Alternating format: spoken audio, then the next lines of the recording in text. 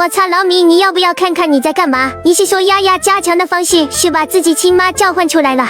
大家可以看到，作为前台队员的波洛尼亚，现在能召唤出可可利亚，对敌方全体造成伤害。以防各位开拓者不知道，即将在 3.7 登场的全新玩法货币战争究竟能有多炸裂，老米一次性将61位角色全部登场，甚至给每人都重新加入了新的特效与技能。玩法不仅可以一次性登场10位角色，还可以自由组建想玩的队伍，比如追击队、召唤队，甚至战绩点队。每一种专属队伍还有连携攻击技能，10位角色一起出手，简直不要太离谱。另外，这个长久玩法类似于模拟宇宙，也会有相应的阶段奖励。如果你角色比较小的话，也不用担心，因为它会提供全角色试用。